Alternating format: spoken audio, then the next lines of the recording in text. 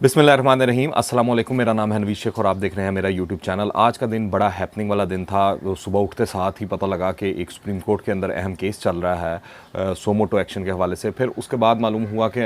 इमरान खान को एमरजेंसी में कॉल कर लिया गया है सुप्रीम कोर्ट 2 घंटे के नोटिस पे, और वज़ीर आज़म इमरान खान उसके बाद हमने देखा वहाँ पहुँचते हैं और वहाँ पर जो भी चीज़ें हुई वो तो मैं आगे चल कर आपको तफसील बताऊँगा। पर इसको इस तनाजुर में देखना ज़रूरी है कि पाकिस्तान की रियासत जो है वो एक मुआहदा करने जा रही है तरीक़े तालिबान पाकिस्तान के हवाले से। इस हवाले से फवाद चौधरी ने एक प्रेस कॉन्फ्रेंस भी की थी और वो जो पैगाम जारी किया था उससे हमको मालूम हुआ कि कोई मुआहदा होने जा रहा है। फिर पार्लियामेंट की जो अहम जमातें हैं उनको इस हवाले से ब्रीफिंग भी दी गई और हमें ये भी दिखाई दिया कि पीपल्स पार्टी समेत नून लीग के कुछ तहफ़्फ़ुज़ात हैं ये जो भी मुआहदा होने जा रहा है सीज़ फायर का। फिर हमें मालूम हुआ कि टीटीपी की जानिब से ऐलान कर दिया गया और 1 माह के लिए।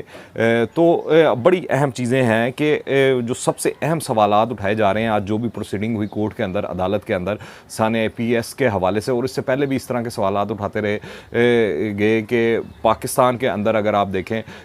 जो इतने पाकिस्तान ने जानों के नजराने भारत के साथ जंगों के दौरान या LOC के ऊपर नहीं दिए जितने इस वॉर ऑन टेरर के दौरान TTP के हाथों पाकिस्तानियों की जान गई है। तो ये अहम सवालात उठाए जा रहे थे। और क्या रियासत जो तहरीक तालिबान पाकिस्तान के साथ अमन मुआहदा करना जा रही है वो ठीक भी है कि नहीं है, और उसके आने वाले मुस्तकबिल के तनाजुर में अगर देखा जाए तो पाकिस्तान पर क्या असरात हो सकते हैं। पर अगर आज की बात की जाए तो सानिया APS में हलाक होने वाले बच्चों के जो वालिदैन थे उन्होंने सन 2014 में राहील शरीफ ज़हीरुल इस्लाम के अलावा चौधरी निसार, कोर कमांडर पेशावर हदायतुल्लाह रहमान और परवेज़ खटक के ख़िलाफ़ इस केस का मुकदमा दर्ज करने की इस्तदा की थी। और ये काफ़ी सालों से मामला चल रहे थे, चीज़ें चल रही थी, और आज कोर्ट ने इमरान खान को इसी सिलसिले में कोर्ट में भी बुलाया। और वज़ीर आज़म इमरान खान ने आज सुप्रीम कोर्ट में ड्रोन हमलों और 80,000 पाकिस्तानियों की अमवात का जिक्र किया, परवेज़ मुशर्रफ पर तनकीद भी की। लेकिन वो ये भूल गए कि जब इसी मुशर्रफ के ख़िलाफ़ एक अदालत ने फ़ैसला दिया तो इमरान खान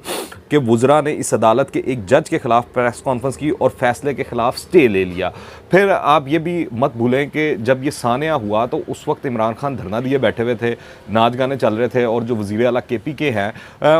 उनको भी कहा जा रहा है कि उस वक्त के जो थे परवेज़ खटक साहब वो भी डांस करते हुए पाए जा रहे थे धरने के अंदर। फिर आप देखें कि मुजरिमों को कटहरे में लाने के लिए आपने क्या किया गया, अदालत के अंदर ये सवालात उठाए गए इमरान खान साहब के सामने। और मीडिया रिपोर्ट्स के मुताबिक आप तो इन लोगों से मुज़ाकरात कर रहे हैं, इतने साल गुजरने के बाद भी मुजरिमों का सुराग क्यों ना लगाया जा सका, ज़िम्मेदारों के ख़िलाफ़ क्या कार्रवाई की गई, ये चीफ़ जस्टिस ने पॉइंट्स रेज़ किए। फिर इसी तरह अखलाकी ज़िम्मेदारी पर कैसे किसी के ख़िलाफ़ FIR दर्ज करें, वज़ीर आज़म का ये मौक़िफ़ था। और सुप्रीम कोर्ट ने हुक्म दिया कि वज़ीर आज़म इमरान खान सानिया APS में शहीद होने वाले बच्चों के वालिदैन से मुलाकात करें और इनका मौक़िफ़ सुनकर मुनासिब कार्रवाई करें और 4 हफ़्तों के अंदर अपनी दस्तखत शुदा रिपोर्ट अदालत में जमा कराएं। अदालत ने समाअत अब 1 माह के लिए मुलतवी कर दी है। पर आज की जो भी प्रोसीडिंग हुई, चीज़ें सामने आई, उसने बड़े अहम सवालात उठाए हैं। एक तो ये कि नेशनल एक्शन प्लान जो पाकिस्तान ने बनाया हुआ था वो उसका क्या बनेगा अगर ये TTP के साथ अमन मुआहदा हो जाता है, सारा कुछ हो जाता है। और इसी तरह जो ये सानिया APS के अंदर इतने बच्चों की अमवात हुई, 132 जो हैं बच्चे जो है वो शहीद कर दिए गए, बल्कि यूँ कहना चाहिए कि उनको कत्ल कर दिया गया। तो उनके खून का बदला किसके सर होगा, उनके खून का बदला किससे लिया जाएगा अगर तहरीक तालिबान पाकिस्तान के साथ आप जो ये अमन मुआहदा है इसको परवान चढ़ा लेते हैं और सारा कुछ कर लेते हैं। और फिर ये भी हमको तो बताया जा रहा था कि अफगानिस्तान के अंदर क्योंकि तालिबान की हुकूमत आ गई है और पाकिस्तान विन विन पोजीशन में आ गया है और TTP का अब तो यहाँ से खात्मा हो जाएगा, क्योंकि वो जो भी ऑपरेशन हो रहे थे वो अफगानिस्तान से बैठ कर हो रहे थे, तो उनके जो सेफ हेवन्स होंगे उनका कला कमा हो जाएगा और अफगानिस्तान की सरजमीन पाकिस्तान के ख़िलाफ़ बिल्कुल इस्तेमाल नहीं होगी। और पाकिस्तान ने रद्दुल फसाद, रद्दुल निजात और पता नहीं कितने इस तरह के बेइंतहा ऑपरेशंस किए हैं जिसमें यकीनी तौर पर हमारी सिक्योरिटी फोर्सेस के जवानों की शहादतें भी बड़ी तादाद में हुई हैं। तो उनके खून का बदला किससे लिया जाएगा अगर आप ये अमन मुआहदा कर लेते हैं। और सवाल ये भी है कि अगर आप अमन मुआहदा कर लेते हैं तो जिस तरह पाकिस्तान के ऊपर FATF के मामला चल रहे हैं तो इसको किस तनाजुर में देखा जाएगा। फिर ये भी देखना है कि दुनिया पाकिस्तान को किस नज़रिए से देखेगी, किस नज़र से देखेगी।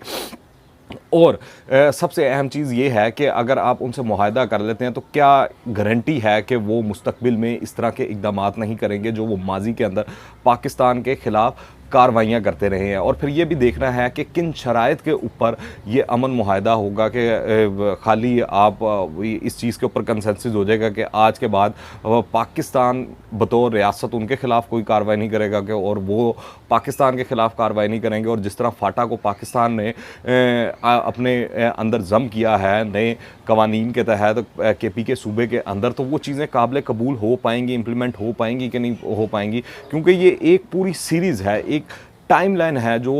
कुछ अरसे के अंदर पाकिस्तान ने चीज़ें अचीव की हैं। तो क्या उन चीज़ों से पीछे हटेगा पाकिस्तान? तो ये बड़े अहम सवालात हैं। फिर आप देखें कि आज की जो भी प्रोसीडिंग हुई उसके अंदर इमरान खान गए, सारा कुछ हुआ और अदालत ने जो भी पॉइंट्स रेस किए बड़े अहम पॉइंट्स हैं, बड़ी अहम चीज़ें हैं। और इंसाफ की फरामी जो है वो बड़ी ज़रूरी है, क्योंकि आप 132 मासूम बच्चों की जानें जो हैं उनके नजराने पेश कर चुके हैं। और जिन वालदैन के बच्चे गए हैं उनके बारे में बंदा क्या बात करे, जिन्होंने अपने लख्ते जिगरों को लहदों में उतारा होगा, तो उनके ऊपर क्या बीत रही होगी। और उनकी बात ठीक है कि रियासत जो है उनके बच्चों के खून का सौदा नहीं कर सकती। इस तरह जो कसास है या दियत वाला जो मामला है, अगर उस नज़रिए से भी देखें तो वो कहते हैं, और उनके वकील ने कोर्ट के अंदर ये बात भी की कि ये हक तो उनका है, रियासत उनके ऊपर ये काम नहीं कर सकती। तो ये चीज़ें बड़ी अहम हैं और आने वाले दिनों के अंदर लगता है इसके अंदर मामलात के अंदर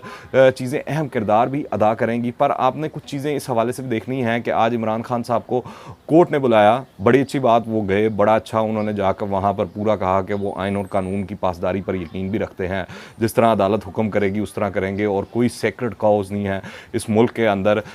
मुकद्दस गाय कोई नहीं है इस मुल्क में। तो जो अदालत हुक्म देगी तो उसका हुक्म पर तामील होगी, बड़ी अच्छी बात की। पर अगर आप दूसरी तरफ देखें तो सोशल मीडिया के ऊपर जो PTI के ट्रोल्स हैं वो ख़ास तौर पर ट्विटर के ऊपर अदालत के ख़िलाफ़ भी वो प्रोपेगेंडा कर रहे हैं। आप याद रखें कि जब नवाज़ शरीफ को सुप्रीम कोर्ट ने बुलाया था, यूसुफ रज़ा गिलानी को सुप्रीम कोर्ट ने बुलाया था, तो उस वक्त यही लोग शादियाने बजा रहे थे, तालियां बजा रहे थे और सुप्रीम कोर्ट की तारीफ़ों के पुल बांध रहे थे। और आज जब आपका अपना वज़ीर आज़म उन्होंने बुलाया है तो इनको ये चीज़ बुरा लग गई है। अब वो मिसालें दे रहे हैं, कभी वो मॉडल टाउन को बीच में लेकर आ रहे हैं, कभी फ़लाँ फैसले को बीच में ला रहे हैं, कभी फ़लाँ चीज़ को बीच में ला रहे हैं। तो ये चीज़ें देखना भी बड़ा ज़रूरी है। फिर आप देखें कि जब ये तमाम मामला हो गया तो उसके बाद फवाद चौधरी और शेख रशीद साहब प्रेस कॉन्फ्रेंस करने आते हैं। बड़ी दुख की बात है कि वो इस अहम इशू और अहम मामले के ऊपर भी जो लवाहिकीन हैं, जिनके छोटे छोटे बच्चे जो हैं इस दुनिया से जा चुके हैं इस मामले के अंदर, उनको दिलासा देने की बजाय वो इस मौके पर भी सियासत करते दिखाई दिए। शेख रशीद जहां हमको ये बता रहे थे कि इमरान खान कोई साजिश नहीं है, कोई चीज़ नहीं है, ये नहीं है, इमरान खान हर सूरत में 5 साल पूरे करेंगे, तो सवाल ये बनता है कि उन्होंने ये जो 3.5 साल गुजर गए हैं उसमें कौन सा ऐसा तीर चला लिया है जो अगले 1.5 साल में उन्होंने नहीं चलाना, या उसके बाद जो है लोगों की सेहत पर कोई फ़र्क पड़ जाएगा, या उन्होंने 2023 के इलेक्शन के अंदर इमरान खान के लिए मर मिटने के लिए लोग राज़ी हो जाएंगे। फिर फवाद चौधरी जो बता रहे थे कि उस वक्त तो वज़ीर आज़म नवाज़ शरीफ साहब थे, तो सवाल ये है कि 3.5 साल से तो इनकी भी हुकूमत है, इन्होंने कौन सा ऐसा काम कर दिया है या लवाहिकीन को इंसाफ देने के लिए या उनसे बातचीत करने के लिए, कम से कम उनको राज़ी करने के लिए। इस तमाम 3.5 साल में तो सूरत हाल ये रही है कि उनको प्रेस कॉन्फ्रेंस करने की इजाज़त नहीं दी गई और दूसरे काम करने की इजाज़त नहीं दी गई। तो बड़े अहम सवालात हैं इस हवाले से और हुकूमत को अपना किरदार भी देखना चाहिए। और फिर आप देखें कि जो फवाद चौधरी ने बात की कि नवाज़ शरीफ वज़ीर आज़म थे, तो उस वक्त अगर आप याद करें परवेज़ खटक भी KPK के वज़ीर आला थे, मेरे ख्याल से वो शायद ये बताना भूल गए हैं, क्योंकि उस वक्त ये तमाम की तमाम पार्टी और ये जो है वो 126 दिन का जो धरना है उसके अंदर बिज़ी थे, वहाँ पर नाच गाना चल रहा था, मामला चल रहा था, और शायद जो मुल्क की सिक्योरिटी एजेंसियाँ हैं वो शायद उस मामले के अंदर फंसी हुई थी, वहाँ बिज़ी थी, तो वो इस तरफ फोकस नहीं कर पाई और ये इतना बड़ा सानिया रूनुमा हो गया जिसने मेरे ख्याल से आने वाले कई 100 साल तक भी पाकिस्तान जो है पाकिस्तानी जो हैं इसको नहीं भूलेंगे। और ये किस तरह का अहम वाक़या है दुख का, दर्द का, जिससे हर पाकिस्तान का जो पाकिस्तानी है उसका दिल वाबस्ता है और जो लवाहिकीन है उनके साथ हर पाकिस्तानी इस मामले के ऊपर खड़ा हुआ है। देखते हैं कि हुकूमत पाकिस्तान इस तमाम मामले को किस तरह टैकल करती है और चीज़ों को आगे लेकर चलती है। आप इस हवाले से क्या राय रखते हैं नीचे कमेंट्स में लाजमी बताइएगा, और अगर आपने अभी तक इस चैनल को सब्सक्राइब नहीं किया तो इस चैनल को सब्सक्राइब कर लें। दुआ में याद रखिएगा। अंटिल द नेक्स्ट टाइम, अल्लाह हाफ़िज़।